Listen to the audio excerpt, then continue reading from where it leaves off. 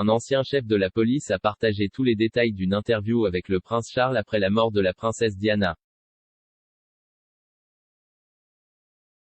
Lord Stevens, l'ancien chef de Scotland Yard, a révélé qu'il avait été contraint d'interroger le prince de Galles en tant que témoin potentiel dans l'enquête sur la mort de son ex-femme car il devait suivre les preuves.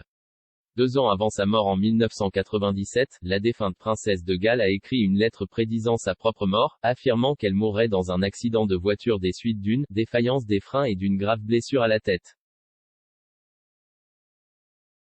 S'adressant au Daily Mail dans une interview et une série de podcasts Mail Plus en 7 parties, Lord Stevens a déclaré que Charles ne pouvait pas expliquer pourquoi Diana avait écrit la note.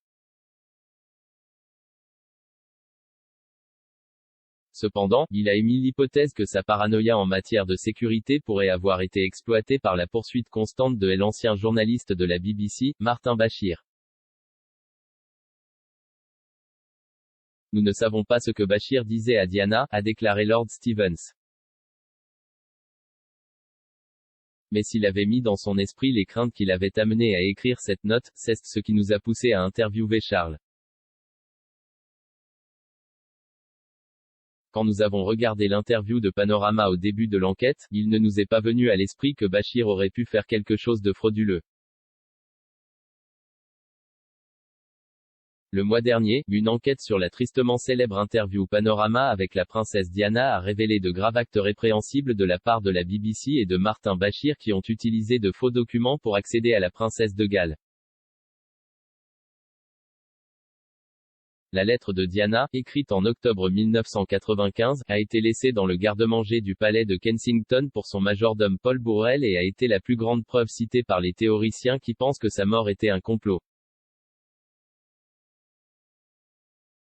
Parallèlement à une prédiction de sa mort, la lettre prédisait en outre que Charles épouserait leur ancienne nounou, Tiggy Bourke. La note disait, Camilla n'est rien d'autre qu'une nous sommes donc utilisés par l'homme dans tous les sens du terme. L'ancien patron de Scotland Yard a précisé que Charles avait été interrogé en 2005 en tant que témoin et non en tant que suspect. La déclaration de vérité du prince Charles à la suite de l'entretien avec la police a été déposée aux archives nationales de Kew et ne devrait pas être rendue publique avant 2038. Lord Stevens a en outre regretté que ses agents n'aient pas interrogé M. Bashir au cours de l'enquête.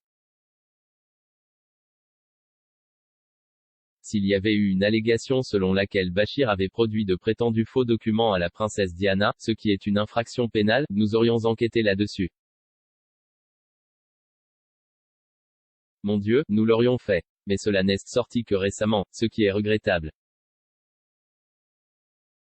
En avril 2008, la police a rendu un verdict selon lequel la mort de Diana était un homicide illégal, en raison de la conduite avec négligence grave des véhicules suivants et de la Mercedes.